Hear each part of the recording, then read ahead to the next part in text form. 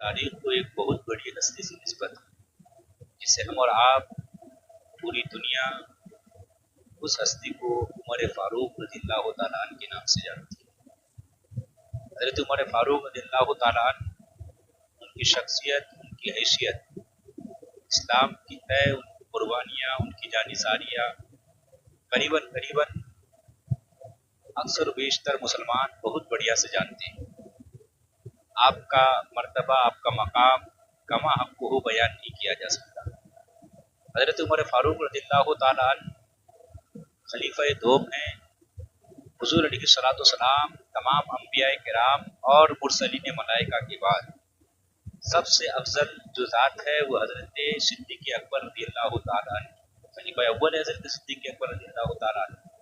हज़रत सिद्दीक़ अकबर रज़ियल्लाहु ताला अन्हु के बाद सबसे बढ़कर इस कायनात में अगर कोई ज़ात है अफजल और आला तो हज़रत उमर फारूक रज़ियल्लाहु ताला अन्हु की ज़ात मुबारक। तो इस एतबार से कह सकते हैं कि अंबिया व मुरसलीन, चाहे वो नबी व मुरसलीन इज़ाम इंसानों में से हो या रसूलों में से, इनके बाद और हज़रत सिद्दीक़ अकबर के बाद सबसे अफजल इस कायनात में हज़रत उमर फारूक रज़ियल्लाहु ताला अन्हु खलीफा दो। इस्लाम की तय आपकी बहुत सारी जानिसारियाँ है। हुज़ूर अलैहिस्सलाम ने हज़रत उमर फारूक रज़ियल्लाहु ताला अन्हु के बारे में कई ऐसी बातें कही जो आपने दूसरे सहाबाए किराम के बारे में नहीं कही। मिसाल के तौर पर हुज़ूर अलैहिस्सलाम ने हज़रत उमर फारूक रज़ियल्लाहु ताला अन्हु के ईमान लाने से मुताल्लिक़ खुद हुज़ूर ने हज़रत उमर फारूक के बारे में दुआ की, और इसी वजह से हज़रत उमर फारूक रज़ियल्लाहु ताला अन्हु को मुराद नबी भी कहा जाता है, मुराद रसूल भी कहा जाता है। यानी हुजूर चाहते थे कि उमर इस्लाम में दाखिल हो जाए। हुजूर ने दुआ की हज़रत उमर फारूक के लिए, और फिर हज़रत उमर फारूक रज़ियल्लाहु ताला अन्हु हज़रत उमर फारूक रज़ियल्लाहु ताला अन्हु इस्लाम लेकर आए। किस साल इस्लाम लेकर आए?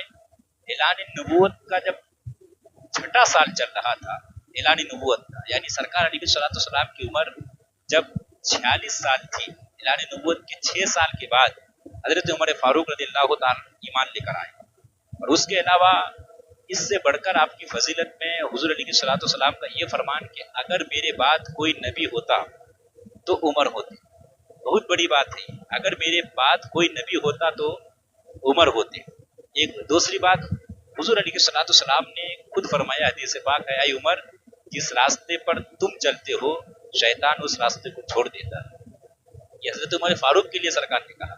और फिर आपने दूसरी जगह कहा कि अल्लाह ने उमर की ज़बान पर हक को जारी कर दिया, हक जारी कर दिया। एक जगह हुज़ूर अलैहिस्सलाम ने उमर फारूक रज़ियल्लाहु ताला अन्हु के बारे में आपने खुद कहा कि उमर हक और बातिल में फ़र्क करने वाला है। यानी हम लोग जो हज़रत उमर को फारूक कहते हैं, ये लफ्ज़ फारूक का लक़ब सबसे पहले सरकार ने कहा। फारूक का मतलब होता है यानी हक और बातिल में फ़र्क करने वाला। तो ये हज़रत उमर फारूक रज़ियल्लाहु ताला अन्हु, याद रखिए कि हज़रत उमर फारूक रज़ियल्लाहु ताला अन्हु जब इस्लाम लेकर नहीं आए थे उस वक्त तक 39 से लेकर 40 तक, करीबन किसी ने 39 की बात कही, किसी ने 40 तक, कितने मुसलमान इस्लाम लेकर आ चुके थे। 40वें नंबर पर हज़रत उमर फारूक रज़ियल्लाहु ताला अन्हु ईमान लेकर आए। इससे पहले मुसलमान इस्लाम लेकर आए, मुसलमान और दूसरी इबादतें करते थे, यानी जो चीज़ें ज़रूरी थी, जो इस्लाम के ज़रूरी मामला थे, वो तमाम मामला मुसलमान अंजाम देते थे। तो चोरी चुपके, ऐलानिया नहीं, लेकिन हज़रत उमर फारूक रज़ियल्लाहु ताला अन्हु जब इस्लाम लेकर आए तो फिर छुपके से नहीं, वो इस्लाम भी लेकर आए तो तलवार को लहराते हुए। और फिर आपने सबसे पहले हज़रत उमर फारूक रज़ियल्लाहु ताला अन्हु के ईमान लाने के बाद सबसे पहले खाना काबा में जो नमाज हुई ऐलानिया तौर पर, तो हज़रत उमर फारूक रज़ियल्लाहु ताला अन्हु के ईमान लाने के बाद। एक ये आपकी जुर्रत। एक चीज़ और, जब अल्लाह ने हुक्म दिया हिजरत का और सहाबाए किराम, सबसे पहले हुजूर और हज़रत सिद्दीक़ अकबर, पहले ये हजरात गए, फिर उनके बाद सहाबाए किराम धीरे धीरे गए। लेकिन जो सहाबा हिजरत करके मक्का से मदीने गए तो वो छुपके से गए, खुफिया तरीके से गए। लेकिन हज़रत उमर फारूक रज़ियल्लाहु ताला अन्हु को जब जाने का हुक्म हुआ तो खुफिया तरीके से नहीं, आपने ऐलानिया तौर पर अपनी तलवार को म्यान से निकाल कर पहले खाना काबा में अपने तवाफ किया। तवाफ करने के बाद मक्के की गलियों में अपनी तलवार को लहराते हुए कहा कि उमर खुफिया तरीके से नहीं, ऐलानिया तौर पर हिजरत करता है। اگر کوئی اپنی ماں کو دیکھنا چاہتا ہے کہ اس کی ماں اس کے اوپر روئے تو وہ آئے اور عمر کا راستہ روک کے دکھائے. عمر اعلانیہ طور پر ہجرت کرتا ہے. اگر کوئی اپنی بیوی کو بیوہ کرنا چاہتا ہے تو وہ آئے اور عمر کو روک کے دکھائے. اعلانیہ طور پر حضرت عمر فاروق رضی اللہ عنہ کسی صورت اگر اللہ اور اس کے رسول کی مرضی نہیں ہوتی تو حضرت عمر فاروق رضی اللہ تعالیٰ نے کسی صورت ہجرت نہیں کرتے. اگر اللہ اور اس کے رسول کی مرضی تھی, حکم تھا, کرنا تھا ہجرت, فرض تھا ہجرت, کرنا تھا ہجرت, اس کی وجہ سے. ورنہ حضرت عمر فاروق رضی اللہ تعالیٰ عنہ کے بارے میں بہت سارے علماء محققین کا یہ کہنا ہے کہ اگر یہ اللہ کا حکم نہ ہوتا تو حضرت عمر فاروق کبھی بھی ان سے ہجرت نہیں کرتے, ان سے ڈرتے ہی نہیں تھے حضرت عمر فاروق رضی اللہ تعالیٰ عنہ. یوں یہ کہہ لیجئے کہ خود حضرت عبداللہ ابن عباس رضی اللہ تعالیٰ عنہ کی حدیث جو مجھے یاد آ رہی ہے, آپ کا فرمان ہے کہ وہ کہتے ہیں کہ اسلام کو, مسلمانوں کو حضرت عمر فاروق رضی اللہ تعالیٰ عنہ کی ایمان لانے کے بعد مسلمانوں کو عزت ملی. اور آپ جب خلیفہ بنے تو آپ کے خلیفہ بننے کی وجہ سے اسلام کو وسعت بھی ملی ہے. آپ کے خلیفہ بننے کے بعد اسلام کو وسعت ملی ہے. کتنی وسعت ملی؟ آج جس ایران کو ہم جانتے ہیں اس کا نام پہلے فارس تھا, اور جس کو آج لوگ اٹلی اور ترکی کے علاقے سے جانتے ہیں اس کا نام پہلے روم تھا. روم حقیقت میں یہ سوچنے کی قیصر, روم جو تھا, روم وہ اٹلی کا علاقہ آتا تھا اور ترکی کا علاقہ, ترکی کا جو خاص استنبول علاقہ ہے, جو استنبول ہے, جو ابھی استنبول جس کو کہتے ہیں, یہ اٹلی میں شمار ہوتا تھا. اب یہ سوچنے کی بات ہے کہ اس وقت روم اور فارس یہ سب سے زبردست طاقتور دو ملک تھے. یہ دونوں, ان دونوں ملک کو ایران جو کہ اس وقت بہت پاورفل ملک تھا, جسے آج ایران کہتے ہیں فارس, بہت پاورفل ملک تھا, ساسانی حکومت تھی. اس حکومت کو حضرت عمر فاروق رضی اللہ تعالیٰ نے پاش کیا اور اسلام کی زیر نگی اس حکومت کو, اس ملک کو فتح کر کے اسلام کی زیر نگی کیا حضرت عمر فاروق رضی اللہ تعالیٰ نے. یہ جو ایران کا مسئلہ ہے, یہ جو قیصر و کسریٰ کا نام آپ سنے ہوں گے, یہ بادشاہوں کا, ایران یعنی فارس کے بادشاہ کو کسریٰ کہا جاتا تھا اور روم کے بادشاہ کو جو ہے قیصر کہا جاتا تھا. یہ سب سے زیادہ, یہ دو ملک ہے روم اور ایران, فارس, سب سے زیادہ طاقتور اس وقت کا ملک. یہ دونوں ملک ساتھ میں عراق, شام اور فلسطین جیسے, بیت المقدس جیسے بڑے بڑے ملک جو ہے حضرت عمر فاروق رضی اللہ تعالیٰ عنہ کی خلافت کے وقت میں یہ اسلام کے دائرے میں آئے. یہ بڑے بڑے ملک, سوچنے کی بات ہے. حضرت عمر فاروق رضی اللہ تعالیٰ عنہ جب اسلام, حضرت عمر فاروق رضی اللہ تعالیٰ عنہ کی جب خلافت رہی تو کوئی 1 سال 2 سال آپ کی خلافت نہیں تھی, 10 سال سے زائد, 10.5 سال, 10 سال 5 مہینے 19 دن یا 21 دن تک آپ کی خلافت کا جو وقت بتایا گیا کہ اتنے دنوں تک آپ کی خلافت رہی ہے. حضرت عمر فاروق رضی اللہ تعالیٰ عنہ کی بہت ساری باتیں آپ پہلے سے سن رکھے ہوں گے. جیسے مثال کے طور پر حضرت عمر فاروق کے بارے میں آپ جانتے ہیں کہ بہت سخت مزاج تھے, حالانکہ یہ باتیں اسلام سے پہلے کی تھی, ورنہ قرآن نے صاف صاف کہہ دیا کہ یہ سخت تھے کافروں کے لیے, ورنہ آپس میں تو یہ آپس میں بہت محبتی ہے, سب محبتی ہے. حضرت عمر فاروق رضی اللہ تعالیٰ عنہ چونکہ مزاج پہلے سخت تھا تو یہ کہہ سکتے ہیں کہ اسلام لانے کے بعد وہ غیرت باقی تھی, سب سے زیادہ جرأت مند, اور صحابہ کرام میں سب سے زیادہ غیرت مند تھے. اسلام کے خلاف, قرآن کے خلاف, قانون الہی کے خلاف کسی طرح کی کوئی بھی پامالی کر جائے, کسی طرح کوئی بھی اسلام کے اوپر انگلی اٹھا جائے, یہ کسی کے اندر اتنی جرأت نہیں تھی حضرت عمر فاروق کے ہوتے ہوئے. میں ایک حدیث پاک آپ کے سامنے رکھوں, بخاری شریف میں یہ حدیث پاک 150 صفحے کے اندر 2 مرتبہ یہ حدیث پاک آئی ہے, 150 پونے 200 صفحے کے اندر.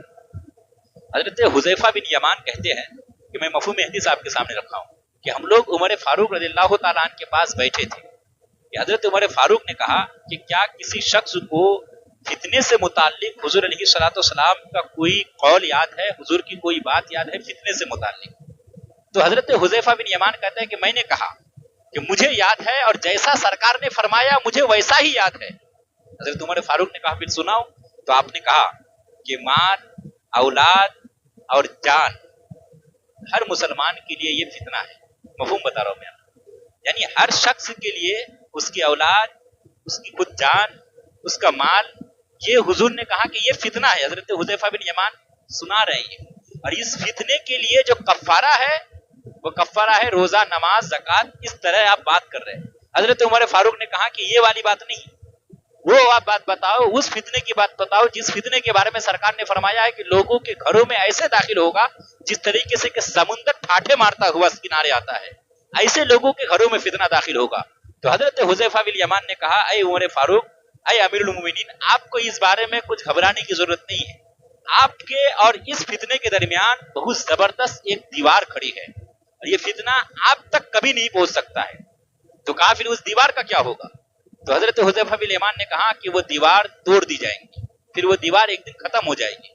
तो खत्म होने का मफहूम हजरत उमर फारूक ने पूछा कि खत्म हो जाएगी मतलब तोड़ दी जाएगी या वो खोल दिया जाएगा?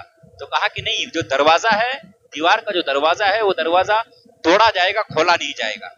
हजरत उमर फारूक ने एक बात कही कि मतलब तोड़ा जाएगा, वो खोला नहीं जाएगा दरवाजा। इसका मतलब यह है कि एक बार ये दरवाजा टूट जाएगा तो फिर दोबारा कभी बंद नहीं होगा, क्योंकि तोड़ दिया जाएगा दरवाजा।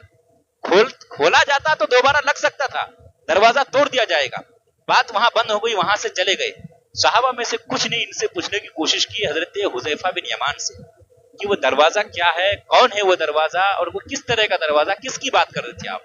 तो कहा कि आप जिस दरवाजे की बात कर रहे थे, क्या हजरत उमर फारूक वो दरवाजा जानते हैं?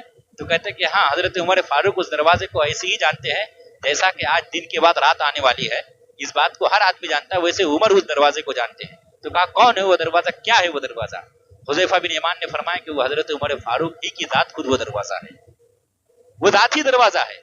और तारीख शाहिद है, दुनिया जानती है, हजरत उमर फारूक रज़ियल्लाहु ताला अन्हु जब तक रहे तब तक मुसलमानों का आपसी कोई मसला नहीं हुआ, कोई मसला नहीं हुआ मुसलमानों का आपसी, कोई जंग नहीं, कोई लड़ाई नहीं, कोई झगड़ा नहीं, कोई क़िताल नहीं, कोई फिरकाबंदी नहीं, कोई मसले की कोई मसला ही नहीं, जब तक हजरत उमर फारूक रज़ियल्लाहु ताला अन्हु के पर्दा फरमाने के बाद तब जाके फितना शुरू होता है।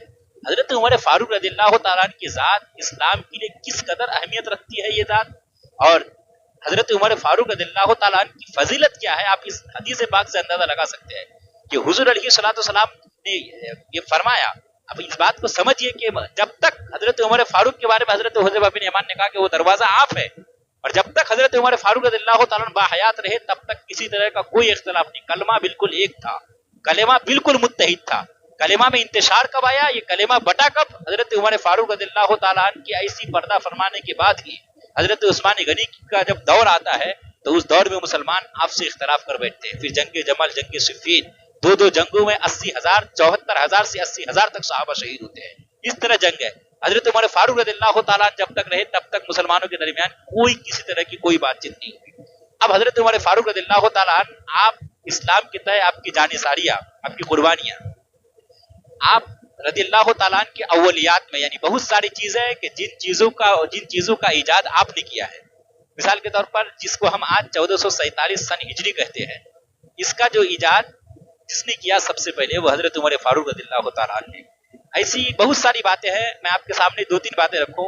मिसाल के तौर पर बैतुल माल का क़याम हजरत उमर फारूक रज़ियल्लाहु ताला ने सिस्टम बनाया कि ज़कात की तहसील के बाद, ज़कात की वसूली के बाद तमाम वो पैसे, तमाम रकम, तमाम ज़कात की रकम है वो बैतुल माल में जमा की जाएंगी। उसके लिए घर बैतुल माल सिस्टम बनाया।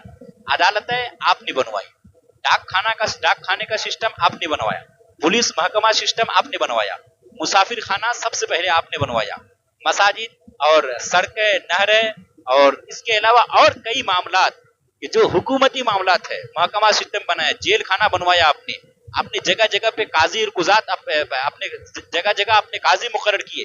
ये तमाम मामला सबसे पहले हजरत उमर फारूक रज़ियल्लाहु ताला ने किया। ये जो आप सड़कें देख रहे हैं, आप जगह जगह पे पुलिस स्टेशन देख रहे हैं, आप महकमाजात देख रहे हैं, अदालतें देख रहे हैं, कोर्ट कचहरी, इन तमाम चीजों का इजाद सबसे पहले हजरत उमर फारूक रज़ियल्लाहु ताला ने किया। इस्लाम की तय इस तरीके से आपने इस्लाम को एक तरीके से कानूनन और कायदन आपने इस्लाम को एक तरीके से मुनज़्ज़म किया। हजरत उमर फारूक रज़ियल्लाहु ताला अन्हु, और फिर आपकी हुकूमत कोई छोटी मोटी हुकूमत नहीं थी। आप हुकूमत का अंदाजा लगाइए। आप ये सुनने के बाद फिर आप उनकी जिंदगी को देखिए। आप 22 लाख मुरब्बा किलोमीटर तक आपकी हुकूमत, इतनी बड़ी हुकूमत होने के बावजूद आपकी जिंदगी को अगर आप पढ़ेंगे तो आपको लगेगा कि वो कपड़ा पहनते थे जिस कपड़े में पेवन लगे होते थे, यानी जिस कपड़े में टाके लगे होते थे, जगह जगह से कपड़ा फटा होता था, उसमें आप सुई से उसमें टाके लगाए हुए होते थे, यानी ऐसा कपड़ा इस्तेमाल करते थे। अगर आपके घर में आदत के खिलाफ अगर कभी एक टाइम खीर बन जाए तो बीवी से हिसाब शुरू हो जाए कि आखिर हमारे घर इतनी शक्कर आई कहां से, चीनी इतनी कहां से आई, खीर बनने लायक चीनी घर पे आने के लिए तो है नहीं, इतनी इजाजत तो है ही नहीं कि उमर के घर इतनी चीनी आए कि जिससे दूसरे दिन یعنی کوئی مہمان نہ ہو, کوئی تہوار نہ ہو, کچھ نہ ہو, اور ویسے ہی گھر پہ کھیر بن جائے. پوچھ لیا تو آپ کی بیوی نے کیا جواب دیا کہ معمولی چینی جو ہے روزانہ زیادہ آتی تھی تو اس کو میں نے بچا کے رکھ دیا تھا, آج اسی سے میں نے کھیر بنائی ہے. حضرت عمر فاروق رضی اللہ تعالیٰ نے فوری طور پر بیت المال کے خزانچی کو خط لکھا کہ عمر کے گھر پر اتنی ایک چھٹانگ چینی بند کر دی جائے, وہ چینی زائد آ رہی ہے. یعنی آپ زندگی کا اندازہ لگائیے, کون ہے 22 لاکھ مربع میل کا بادشاہ, 22 لاکھ مربع میل کا حکمران, 22 لاکھ مربع میل کا اکیلے حاکم, لیکن اس کے باوجود زندگی, اچھا یہی تک محدود نہیں. حضرت عمر فاروق رضی اللہ تعالیٰ عنہ کو جب حضرت عمر فاروق, میں کچھ باتیں صرف آپ کے سامنے رکھ رہا ہوں, حضرت عمر فاروق رضی اللہ تعالیٰ عنہ کو جب ایک ابو لؤلؤ فیروز نامی مجوسی, ایک مجوسی تھا, یعنی آگ پرست کو مجوسی کہتے ہیں, یہ غلام تھا حضرت مغیرہ بن شعبہ رضی اللہ تعالیٰ عنہ, اس نے حضرت عمر فاروق رضی اللہ تعالیٰ عنہ کو خنجر مارا تھا. اب یہ غلام مدینے میں آیا کیسے, دیکھیے حضرت عمر فاروق رضی اللہ تعالیٰ عنہ یہ دعا کرتے تھے کہ اے اللہ مجھے رسول کے شہر میں موت نصیب عطا فرما اور شہادت کی موت نصیب عطا فرما. اب آپ یاد رکھیے حضرت عمر فاروق رضی اللہ تعالیٰ عنہ کے آخر وقت تک اسلام سندھ کے علاقے تک پہنچ چکا تھا, ایران تک اسلام پہنچ چکا تھا. یعنی مدینہ منورہ سے 2-2, 3-3, 4-4 ہزار کلومیٹر دور تک اسلام پہنچ چکا ہے. اب ایسے وقت میں شہادت کا کوئی مسئلہ بہت دور تک, کیونکہ شہادت آپ شہید تبھی ہوں گے جبکہ کوئی غیر مسلم آپ پر حملہ کرے. اب یہ کہیں تک یہ بات سمجھ آنے والی تھی نہیں عقلاً کہ آخر اتنی دور تک اسلام پھیل چکا ہے, مدینہ منورہ میں آپ کو شہادت کی موت, کس کی ہمت ہے آپ پر حملہ کرے. بڑا مشکل معاملہ تھا. عقلاً یہ عقل میں آنے والی بات تھی نہیں کہ حضرت عمر فاروق کو کوئی آ کے حملہ کر دے. لیکن یہ شخص, ہوا یہ تھا کہ حضرت عمر فاروق رضی اللہ تعالیٰ خود یہ نہیں چاہتے تھے کہ مدینہ منورہ میں آپ کوئی غیر مسلم یا مجوسی یا کسی طرح کا کوئی غلام رہے. حضرت عمر فاروق نے کہا کہ الگ کر دیا جائے, لیکن حضرت عباس نے اس وقت مشورہ دیا اور بزید اصرار کر کے آپ نے جو مشورہ دیا, ضد کر کے, کہ ابھی جو ہے ان غلاموں کو نکالا نہ جائے. وجہ یہ ہے کہ اس وقت مسلمان بہت ساری صنعت و حرفت سے ناشنا تھے, یعنی بہت سارے کام کاج جانتے نہیں تھے, مشینری سے متعلق اور کچھ اس طریقے سے جو ضروریات زندگی کے لیے سامان بنانا پڑتا ہے, ان چیزوں سے مسلمان تھوڑے ناواقف تھے. تو حضرت عباس نے یہ مشورہ دیا کہ کچھ دنوں تک رہنے دیا جائے تاکہ جو مسلمانوں کے اندر ہنرمندی نہیں ہے, جو مسلمان ہنرمند نہیں ہے, کچھ ہنر آ جائے مسلمانوں کے اندر. اس سوچ کے ساتھ کچھ غلاموں کو رہنے دیا گیا, لیکن یہ پہلے سے ہی حضرت عمر فاروق رضی اللہ تعالیٰ عنہ کو ٹارگیٹ پہ رکھا تھا. ابو لؤلؤ فیروز نامی مجوسی یہ غلام تھا, جس نے حضرت عمر فاروق رضی اللہ تعالیٰ عنہ ذاتی طور پر, ذاتی دشمنی کی وجہ سے, چونکہ ایک روایت کے مطابق اس شخص نے اپنے مولا سے حضرت مغیرہ بن شعبہ سے کسی طریقے سے مطالبہ کروایا تھا کہ ان کا خرچہ بڑھایا جائے یا کچھ ایسا. حضرت عمر فاروق نے وہ بات مناسب نہیں لگی تو ان کی طرف سے سفارش نہیں کی, یعنی اس غلام کی طرف سے حضرت عمر فاروق نے سفارش نہیں کی, تو اس کو اس غلام نے دل پہ لے لیا.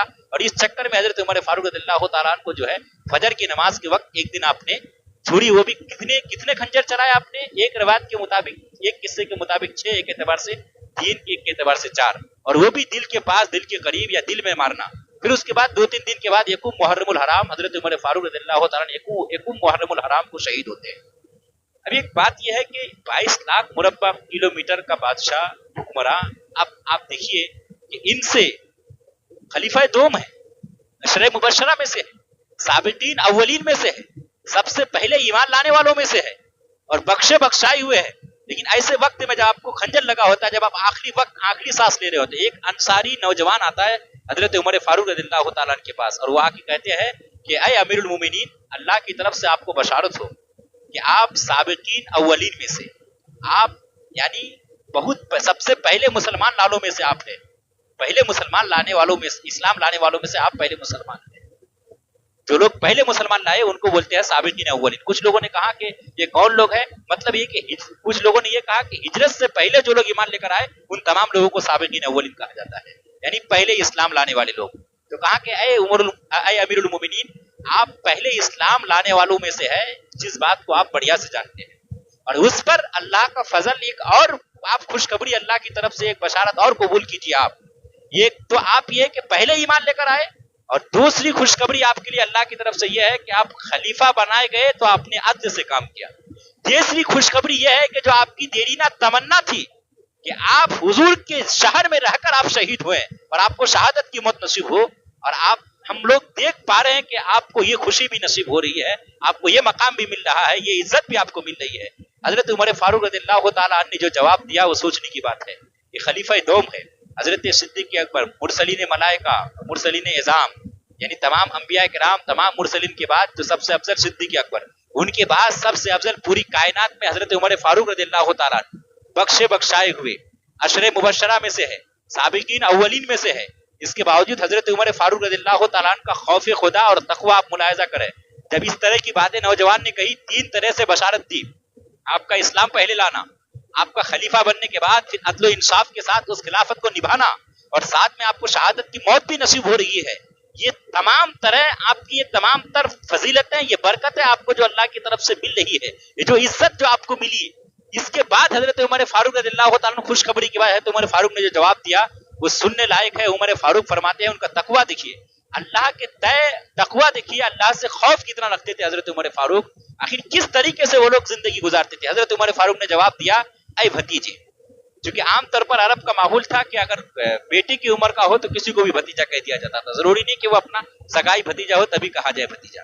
حضرت عمر فاروق نے فرمایا: اے بھتیجے، بس میں تو یہ چاہتا ہوں کہ کاش میری زندگی کے جو بھی معاملات ہیں سب برابر سرابر ہو جائے، یعنی کہا کہ نہ مجھ پر کوئی عذاب لیا جائے، نہ مجھے کوئی ثواب دیا جائے، نہ مجھ پر کوئی عذاب کیا جائے، کچھ بھی نہیں، سب برابر سرابر ہو جائے تو یہی میرے لیے بہت ہے۔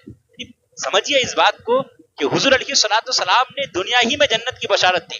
کائنات میں حضرت ابوبکر صدیق کے بعد سب سے افضل انبیاء کرام اور حضرت ابوبکر صدیق کے بعد سب سے افضل، لیکن اس کے باوجود تقویٰ کا یہ حال ہے، خوف خدا کا یہ عالم ہے کہ کہتے ہیں کہ اے بیٹے، اے بھتیجے، کاش کہ اللہ سب کچھ برابر سرابر کر دے، جو میں نے نیکیاں کی اس پر بھی کچھ نہ ہو، اگر کچھ خطائی ہوئی تو اس پر نہ مجھے کوئی ثواب دیا جائے نہ مجھ پر کوئی عذاب ہو۔ یہ حضرت عمر فاروق رضی اللہ تعالیٰ عنہ کا خوف خدا اور آخرت سے متعلق آپ کی فکر۔ لیکن آج ہم لوگ ہیں صرف اتنی بات سمجھتے ہیں کہ کوئی 5 وقت نمازی ہو جائے تو آدمی سمجھتا ہے کہ ہم بخشے بخشائے ہو گئے۔ خلیفہ دوم ہیں آپ، خلیفہ دوم کا اتنی ساری اسلام کی طے جانصاریاں، اتنی قربانیاں، اسلام سے آپ مسلمانوں کو آپ کی وجہ سے عزت ملی، آپ سب سے زیادہ جرأت مند صحابہ کرام میں سے آپ شمار ہوئے، اس کے باوجود حضور علیہ الصلوۃ والسلام کی مراد ہیں آپ، حضور کی دعا اور تمنا ہے آپ، تب آپ اسلام لے کر آئے۔ اس کے باوجود حضرت عمر فاروق رضی اللہ تعالیٰ عنہ یہ سوچ رہے ہیں اور خوف خدا کا یہ عالم ہے، کہہ رہے کہ بس جو بھی ہم نے نیکیاں کی، جو کچھ ہوا وہ سب کاش کے سب برابر سرابر ہو جائے، نہ مجھے کچھ ثواب ملے نہ کچھ عذاب دیا جائے، کچھ بھی نہ ہو تو بہتر ہے۔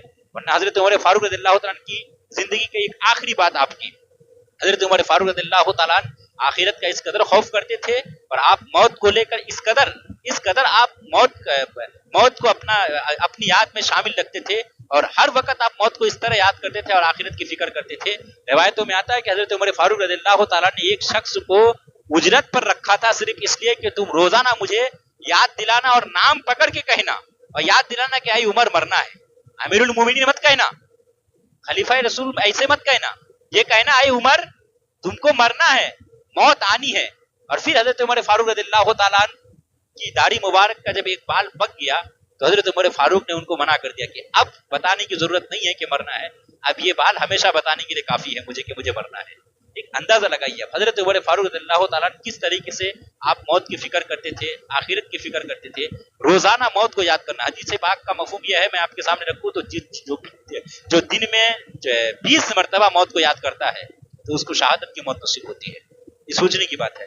ہم اور آپ اس طرح زندگی گزارتے ہیں، ہم سوچتے ہیں کہ چلو ابھی تو ہماری 25 سال عمر ہو رہی، 30 سال ہو رہی ہے، جب 60 سال ہوگی، جب ہر طریقے سے ریٹائر ہو جائیں گے، یعنی جب ہم کو گورنمنٹی طور پر اور ایسی لوگ جب سمجھ لیں گے کہ اب ناکارہ ہے تو اب آئے گا خدا کی بارگاہ میں۔ بتائیے، یعنی جب آپ کام کے تھے جب دنیا کے کام کر رہے تھے، اور جب آپ بیکار ہو گئے تو آخرت کے کام کرنے لگے ہیں۔ بیکار آدمی سے بھی کوئی کام ہوتا ہے، اور ہم کب جب بیکار ہو جاتے تب آخرت کے کام کے لیے آتے ہیں۔ کوشش کریے، زندگی بہت کم بچی ہوتی ہے ہر ایک کی، ہر سانس انسان کی آخری ہوتی ہے، جس کو وہ لے رہا ہوتا ہے اور جس کو وہ چھوڑ رہا ہوتا ہے، وہ ہر سانس آخری ہے، جس کو لے رہا ہوتا ہے وہ ہر سانس اس کے لیے نہیں ہے۔ اسی لیے کوشش کریے قبل اس کے کہ آپ کی عمر 60 سال ہو، 55 سال ہو، ان چیزوں سے باہر نکل کے آئیے اور کوشش کریے آپ صرف حضرت عمر فاروق جیسے اور دوسرے صحابہ کرام کی زندگی آپ یہ پورا یہ 10 دن تک آپ کہیں نہ کہیں کچھ نہ کچھ سنیں گے موبائلوں میں، آپ شہداء کربلا کی زندگی سنیں گے، صرف ان باتوں کو سنیے نہیں، آپ اپنی زندگی میں کچھ تبدیلیاں لائیے،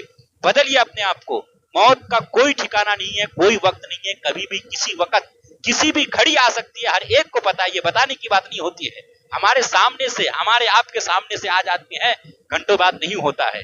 इसीलिए कोशिश करिए, किसी 55-60 साल की उम्र का इंतजार ना करिए। अल्लाह ने आपको सही साल में रखा है। देखिए, आप इस बात को समझिए कि एक इंसान की जिंदगी सिर्फ थोड़ी सी मामूली चीज की वजह से भी इंसान की जिंदगी दोभर हो सकती है। अभी आप सब ठीक है तो आपको लग रहा है कि हम 60 साल की उम्र में इबादत कर लेंगे।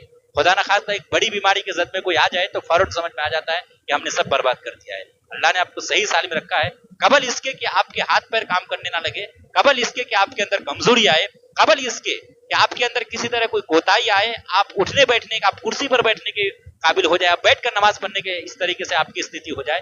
ये तमाम हालात पेश आने से पहले पहले आप दीन से जुड़ जाइए, पहले पहले आप अल्लाह के हुजूर आ जाइए। आप किसी वक्त का इंतजार मत करिए, अपने कमजोर होने का इंतजार मत करिए, लागर होने का, दुबले होने का, अपनी ताकत के खत्म हो जाने का इंतजार मत करिए। जब आप ताकतवर हैं, जब आप कमजोर नहीं हैं, जब आप अच्छी इबादत कर सकते हैं, ऐसे वक्त में इबादत करिए, यह आपके लिए बहुत कारगर होगी। कोशिश करें अल्लाह हम सबको दीन मुस्तफा पर अमल करने, उस पर चलने की तौफीक अता फरमाए। बोलने में लग्जिश हुई इस्तिगफार करें। अस्तगफिरुल्लाह रब्बी मिन कुल्लि ज़ंबि व अतूबु अलैह व मा अलैना इल्लल बलाग। अस्सलामु अलैकुम व रहमतुल्लाहि।